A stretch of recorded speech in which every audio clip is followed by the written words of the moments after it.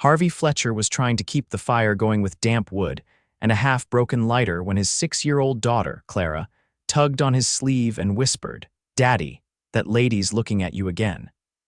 He glanced up from the struggling campfire just in time to see the woman across the clearing quickly turn her head back toward the lake.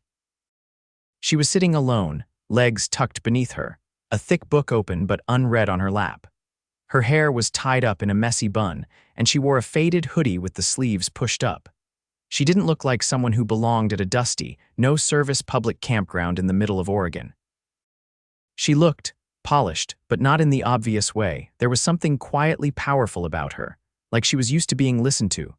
Harvey dusted his hands off on his worn jeans and muttered, "She's probably just wondering why I can't light a fire to save my life." Clara giggled. "You should offer her a marshmallow." He chuckled as he pulled out the cheap bag of marshmallows he'd picked up at the last-minute gas station stop. "Yeah, you think that'll work?" "I think she likes you," Clara replied, wise beyond her years. Harvey knew better than to read into things.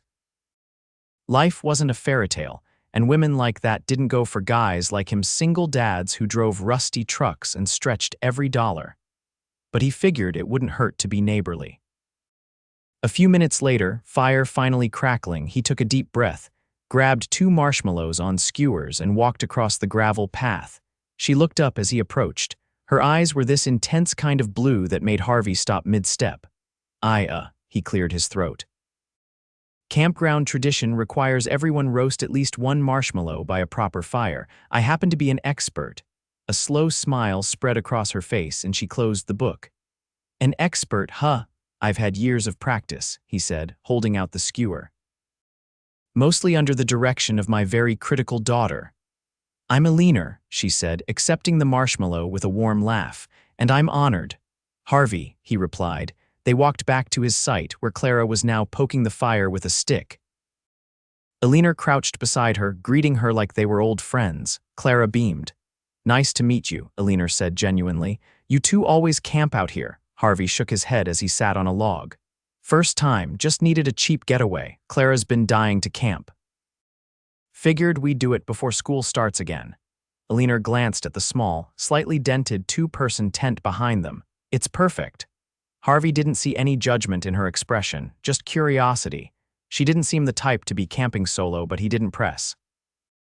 They roasted marshmallows, and Clara told Eleanor all about her favorite bedtime stories, her imaginary dog named Sprinkles, and how she wanted to be a firefighter and a ballerina. Eleanor listened like it was the most important conversation in the world. When Clara finally got sleepy, Harvey tucked her into the tent with a kiss on the forehead and came back to find Eleanor still sitting by the fire, arms wrapped around her knees. "I should probably let you get back to your site," he said. She glanced over at the dark, empty clearing across the way. "I kind of like this one better," he raised an eyebrow. "You sure you're okay out here alone?" Eleanor smiled, a little distant this time. "I needed to get away. Sometimes it's easier to breathe out here, you know." He understood that. "Exactly that. Yeah," Harvey said quietly, "I do." They sat in silence for a moment, the fire popping between them. It wasn't awkward, it was calm. "You have a good kid," she said finally. "She's my whole world. You're doing a good job." Harvey swallowed the lump in his throat. He didn't hear that often. "Thanks." Eleanor stood and brushed off her jeans. "I'll let you get some sleep. Thanks for the marshmallow." "Anytime," he said, watching her walk away under the moonlight. The next morning, Eleanor was gone, no note, no book left behind. Her car, which Harvey had somehow never even noticed, was sleek and black and already driving down the dirt road by the time he and Clara stepped out of the tent. Clara frowned. "Where'd the lady go?" Harvey didn't have an answer, but something about that night stuck with him. And he had no idea that the woman who'd roasted marshmallows with him wasn't just passing through. She was Eleanor Walker, CEO of Walker and Ray, the powerhouse behind one of the most valuable tech companies in the country. Worth over $80 million and known in every major business magazine in America. He had no idea she was about to reappear in his life in the most unexpected way. 3 months later, Harvey stood behind the counter of Fletcher's Auto and Towing, elbow deep in paperwork and a half-cold cup of coffee. The tiny shop hadn't changed in over a decade, same cracked linoleum floor, same faded photos of classic cars pinned on the corkboard behind him. The bell above the door jingled, and he looked up, expecting the usual. Someone needing a jump start or a flat tire patched. Instead, in walked a woman in a tailored navy coat with her chestnut hair pulled into a low twist, sunglasses perched on her head. Her heels clicked against the tile like they didn't belong in a place that smelled of engine oil and axle grease. She took off her glasses, and Harvey froze.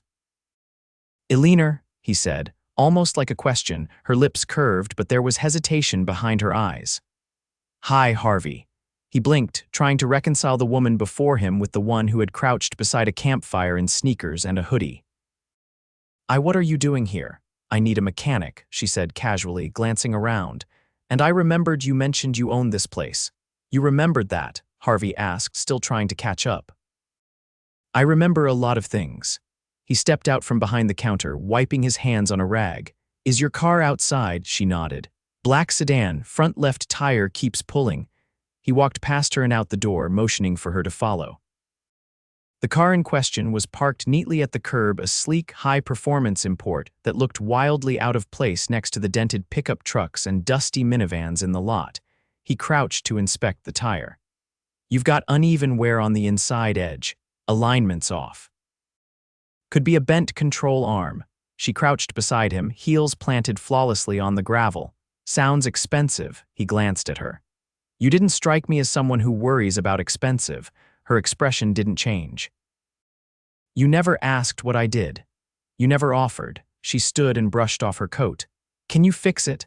I'll need a few hours. You're welcome to wait inside, but it's not exactly," he paused, gesturing toward the garage. "Glamorous. I'm not afraid of grease," she said, stepping back inside ahead of him. Clara was sitting behind the counter with a workbook and a pencil, swinging her legs under the stool. When she saw Eleanor, her eyes lit up. "Marshmallow lady," Eleanor laughed. "Hi there." "You've grown taller," Clara beamed. "Daddy didn't think you were real." "Is that so?" Eleanor looked at Harvey. He rubbed the back of his neck. "She talks about you like you flew in on a cloud." "I figured maybe I imagined you." "I get that a lot," Eleanor said lightly, settling into the worn armchair in the corner. Harvey handed Clara a snack from the drawer and disappeared into the garage. Tools clanked. A hydraulic lift groaned. Eleanor watched quietly, occasionally glancing at Clara, who was now humming and coloring a picture of a dragon. Eventually, Harvey returned, wiping his hands again. "It'll drive fine now, but I'd recommend a full suspension check." She stood, adjusting her coat. "Thank you." He hesitated, then asked, "Why'd you really come here, Eleanor?" She looked at him, eyes steady. "Because I wanted to see you again. You could have called." "You didn't give me your number," she said simply. He looked away. "I didn't think you'd want it." "Well, I did," she said. "I thought about that night more than I should have." Harvey crossed his arms. "You disappeared." "I had to go," she said, her tone soft but firm, "and I wasn't ready to explain why." He studied her. "Are you now?" she exhaled. "I'm the CEO of Walker and Ray." He didn't react the way she expected, no wide eyes, no stammering, just a quiet nod. "That's why your car costs more than this entire block." Eleanor's mouth twitched. "Probably." Clara looked up. "What's a CEO?" Harvey crouched beside her. "It means she's in charge of a lot of people and makes big decisions." Clara considered this. "Like the principal at school?" "Exactly," Eleanor said, smiling, "except with more paperwork." Harvey stood again. "So what does a CEO want with a broke mechanic and his daughter?" Eleanor didn't waver. She doesn't know yet, but she liked the way he listened, and the way he didn't look at her like a headline. He didn't speak right away. Then, "You hungry?" She blinked. "Excuse me." "There's a diner 2 blocks down. They make a mean grilled cheese." "Not exactly champagne and oysters." "I hate oysters," she said. "Good," he replied. "So you coming?" She turned to Clara. "You up for grilled cheese?" Clara nodded enthusiastically, and just like that they walked out together. Harvey didn't say much on the way to the diner, but Eleanor didn't seem to mind. She studied the neighborhood, the cracked sidewalks, the faded signs, the kids on bikes zig-zagging across the street. It was a world far removed from her boardrooms and penthouses, but she didn't look out of place. If anything, she looked peaceful. They slid into a booth at the far end of the diner. The waitress barely glanced up as she poured water. "What can I get you?" Harvey ordered for Clara, then looked at Eleanor. "I'll have what he's having," she said. As the waitress left, Eleanor leaned in slightly. "I don't usually do this. Eat grilled cheese with strangers in small towns," he offered.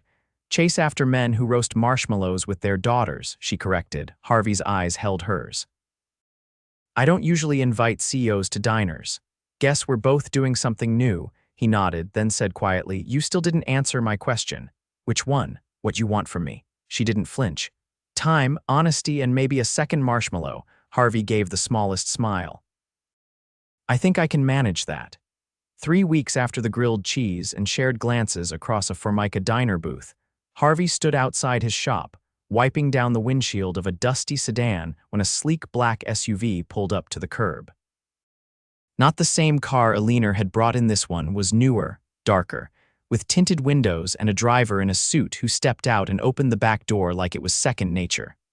Eleanor emerged in a fitted charcoal coat, her expression unreadable until her eyes found Harvey.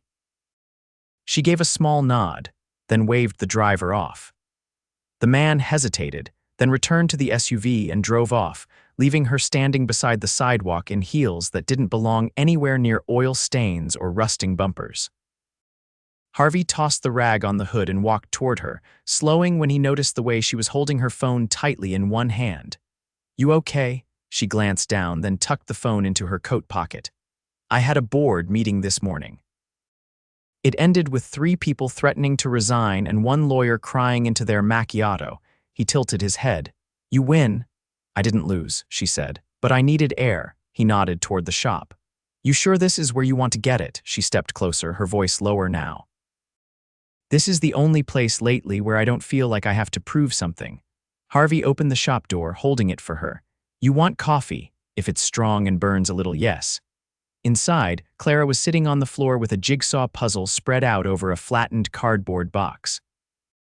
She looked up and grinned. "You came back." Eleanor crouched beside her. "I needed expert help finishing my day." Harvey poured 2 cups of coffee, handed one to Eleanor, and leaned against the counter. "You didn't just come for caffeine." She sipped, then met his eyes. "I have a proposition. Business? Personal?" He waited.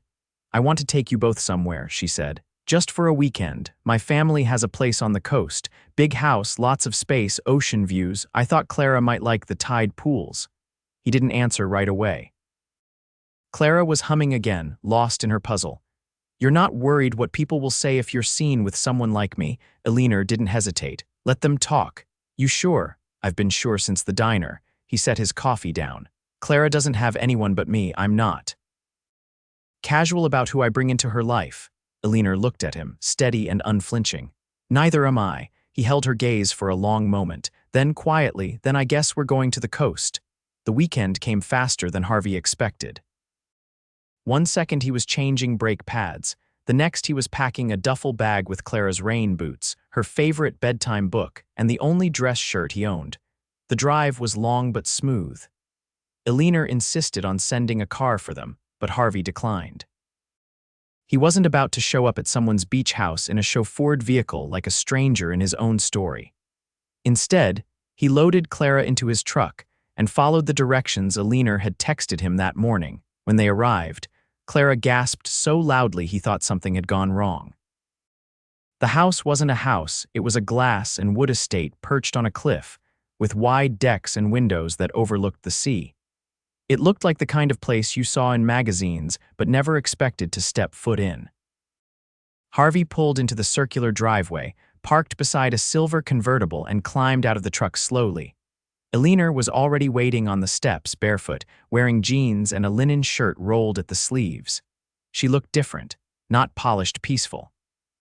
Like something inside her had settled, Clara ran ahead and threw her arms around Eleanor's waist. "This is your house. My grandfather built it," she said. "He used to say the ocean reminded him nothing stays still for long." Harvey joined them, his eyes scanning the view behind her. He wasn't wrong. Inside, the ceilings were high and the furniture was soft and neutral, like the colors of seashells and driftwood.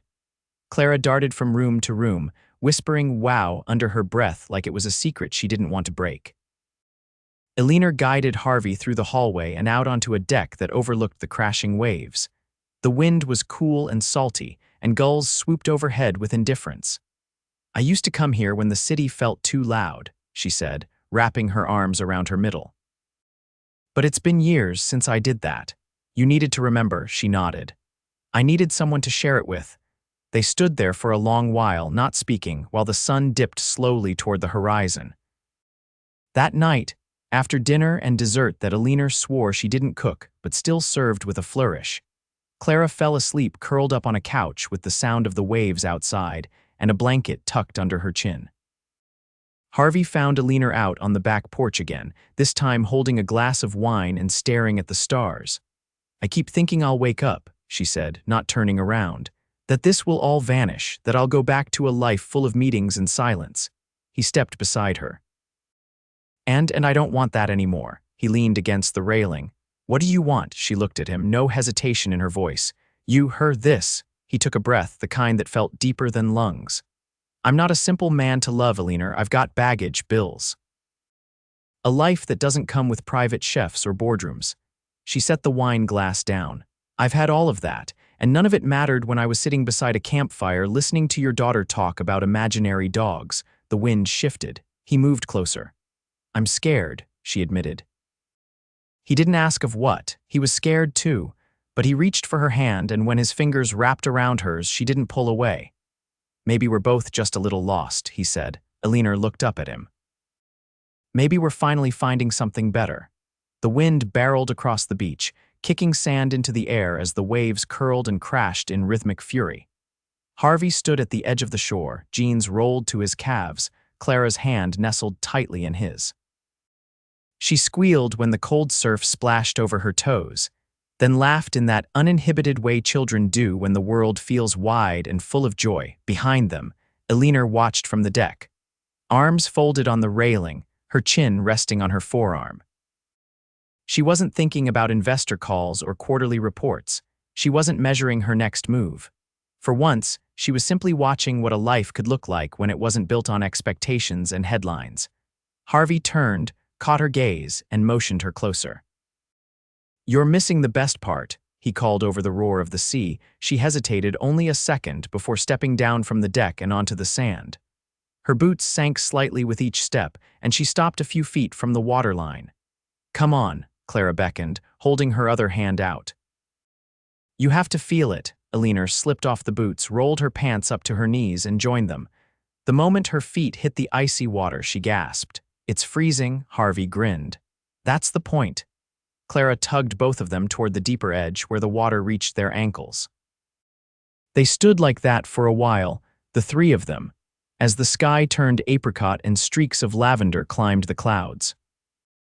Later that evening, as Clara curled up with a new puzzle Eleanor had pulled from a linen closet, Harvey wandered into the kitchen to find Eleanor standing at the stove, stirring something that smelled like cinnamon and apples. "I didn't know you could cook," he said. "I can't," she replied. "But I'm trying." He crossed the room and peeked into the pot. "Looks like cider." "It is. I used to make it with my mother. She always said the smell could fix a bad day." He leaned against the counter. "Is that what today was?" She shook her head. "No. Today was one of the good ones." He watched her for a moment, then asked, "Why did you really invite us here?" She didn't look up from the pot. "Because I needed to know if what I felt wasn't just in my head. And I think I've known since the moment you handed me that marshmallow." He folded his arms. "I don't have anything to offer you, Eleanor. No private equity, no tailored image, just this life, this shop. This kid." She turned to face him, the spoon resting in the pot. "That's exactly what I want." He searched her face for any sign of hesitation. There was none. "Do you know what it's like," she said quietly, "to walk into a room and know everyone is only smiling because they want something from you?" He nodded. "I know what it's like to walk into a room and feel like I don't belong at all." They stood there, the cider simmering between them. "I can't promise you easy," he said, "but I can promise you real." She stepped closer. "I don't want easy." He reached for her hand, and she didn't pull away. The next morning, they packed slowly. Clara helped Eleanor fold blankets while Harvey loaded bags into the truck. There was a quietness to it, not heavy but full, Like something had settled between them, not a conclusion, but a beginning. Just before they left, Eleanor handed Harvey a folded envelope. He raised an eyebrow. "What's this?" "Something I've been thinking about for a while." He opened it slowly. Inside, a letter on embossed stationery and a small packet of documents. He scanned the first few lines, then looked up. "You want me to restore a fleet of company cars?" She nodded. "We have an entire department that's been outsourcing to overpriced firms in the city. I'd rather give the work to someone I trust." He stared at the papers. "This is a real contract, with real money," she said. "And no strings, just a chance." He exhaled slowly. "You didn't have to do this. I know, that's why I did." Clara ran up and tugged his sleeve. "Can we come back here sometime?" Eleanor crouched beside her. "Anytime you want."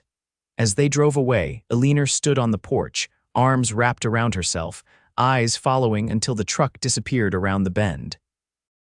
A month later, Fletcher's Auto had 4 new bays, a fresh coat of paint, and a clean new sign out front. Harvey hired 2 more mechanics, both local, both trying to support families. Clara had a new backpack for school and a room of her own with a window that overlooked the backyard. Eleanor came by every weekend, sometimes in sneakers, sometimes in heels, but always with something new: a puzzle, a story, a recipe she wanted to try. She never brought work with her, not once. One evening, Harvey found her sitting on the porch swing, watching Clara chase fireflies with a jar and a wild grin. He sat beside her, their shoulders touching lightly. "I have something for you," she said. He looked over. "Another contract." She shook her head, then pulled a small velvet box from her coat pocket. Inside, a thin gold ring with a single diamond, simple, elegant, nothing flashy. Harvey looked at her, stunned. "I've been proposed to by men with yachts and private jets," she said. "But none of them ever looked at me the way you do." He swallowed hard. "You want to marry me. I want to build a life with you and her, and whatever else we decide to make of it." He took the box from her hand, closed it gently, and then pulled her into his arms. "Yes," he whispered. 1,000 times yes. Clara spotted them from the yard, firefly jar forgotten. She ran up the steps and threw her arms around both of them. "Are we getting a wedding?" she asked. Eleanor laughed through tears. "Yes, sweetheart. We are." Later that fall, they were married in the backyard of their new home. No press, no suit jackets with labels stitched inside, just friends, family, and the sound of Clara giggling as she threw handfuls of flower petals into the sky. And in that moment, beneath a canopy of string lights and stars, Harvey finally let himself believe that sometimes the world didn't just take. Sometimes it gave back more than you ever imagined. The morning sun filtered through sheer curtains as Eleanor stirred, her hand instinctively reaching across the bed. Instead of finding Harvey, her fingers brushed against cool sheets. She sat up, blinking against the golden light, and smiled when she heard Clara's laughter echoing from the backyard. Pulling on a robe, she walked barefoot through the quiet house. The scent of toasted bread and something herbal drifted in from the kitchen. When she stepped outside, she saw Harvey crouched by a raised garden bed, showing Clara how to water the rosemary without drowning it. Clara wore her new overalls and a pair of gardening gloves that nearly reached her elbows. "You're up early," Eleanor said, her voice still thick with sleep. Harvey turned, shielding his eyes from the sun. "Clara wanted to show me the mint she helped plant last week. Figured I'd better get out here before she tried to pull up the whole bed." Clara held up a sprig proudly. "Smells like gum." Eleanor knelt beside her. "That's because it is the same kind of mint they use in chewing gum. You did a great job." Harvey straightened, brushing soil from his hands. "Breakfast is ready inside. Thought we'd eat on the porch." They moved to the back patio, where a small table was set with mismatched plates, a pot of tea, and a basket of warm toast with honey. Clara dug in happily, while Harvey poured Eleanor a cup without asking how she liked it. He already knew. After breakfast, Clara ran to the swing set at the edge of the yard, her hair flying behind her. Eleanor watched her for a moment, then turned to Harvey. "I heard from the foundation this morning," she said. "The proposal for the community tech center passed." He leaned back in his chair. "You're really doing it then?" "We're breaking ground next month," she said. "Free access to coding classes, refurbished laptops, mentorship programs, everything I wish I'd had growing up." He studied her face, his eyes soft. You didn't need any of that to become who you are. I know. But I want to make it easier for the next girl who's told she has to choose between success and happiness. Harvey reached across the table and took her hand. You're changing this town. She squeezed his fingers. It's not just me. That afternoon, Harvey locked up the shop early. Business had been thriving, and he'd hired a new manager to give himself more time at home. Eleanor had converted the spare room into an office, though she used it more for writing grants than holding meetings. They'd both made space for a life that looked nothing like what either of them had imagined, and everything they hadn't realized they wanted. Later that week, they hosted a small dinner in their backyard under a canopy of string lights. Eleanor's longtime assistant, Maya, flew in from the city with her partner and a bottle of wine older than Clara. Harvey's brother, Dean, brought his 2 boys, who immediately joined Clara in building a fort out of lawn chairs and blankets. As the night wore on, laughter mingled with the sound of cicadas, and Eleanor caught Harvey watching her from across the lawn. What? He walked over, rubbing the back of his neck. I've been thinking, dangerous, he chuckled. I want to give you something. Something that fits the life we're building. She tilted her head. You already gave me everything. He reached into his pocket and pulled out a small velvet pouch. Inside was a key worn, brass, and attached to a delicate chain. I had the old barn on the edge of the property restored, he said. Thought it could be your studio, a place for all your ideas, her eyes filled. You remembered I said I missed having a space of my own. You don't have to choose between who you were and who you are now. She stepped into his arms, resting her head against his chest. How did I get so lucky? I think we both did. The barn became more than a studio. It turned into a sanctuary where Eleanor hosted weekend workshops for young women interested in entrepreneurship, where Clara painted messy, abstract masterpieces on the walls, where Harvey sometimes brought coffee just to sit quietly and watch her work. They fell into a rhythm that felt like it had been waiting for them all along. Saturday mornings were for pancakes and puzzles. Sunday nights, Eleanor read aloud from whatever novel Clara had picked out that week. And in between, there were tiny moments, Harvey's hand brushing Eleanor's back as he passed, her head resting on his shoulder during thunder, Clara slipping notes under their door that said things like, "You are the best grown-ups." One crisp October morning, Eleanor stood on the porch with a thick shawl wrapped around her shoulders, watching the leaves fall. Harvey joined her, holding 2 mugs of hot cider. Clara's still asleep, he said. She was up late finishing her science project. She made a volcano using glitter glue, he laughed. Of course she did. They stood in silence, the kind that didn't feel empty. I've been asked to speak at a conference in Geneva, Eleanor said finally. They want me to talk about integrating purpose into corporate structure, he nodded. You going? I want you and Clara with me, he looked surprised. All the way to Switzerland. I want her to see the world. And I want the world to see what we look like, he kissed her temple. Then we'll start packing. The invitation wasn't just for the trip. It was for the life. They'd built a life not rooted in contracts or obligations, but in quiet loyalty and the willingness to choose each other every single day. Years passed. Clara grew into a young woman with a mind as sharp as her mother's and a heart as steady as her father's. She built robots in the garage and wrote essays that made her teachers cry. At her high school graduation, Eleanor squeezed Harvey's hand so tightly he thought it might bruise.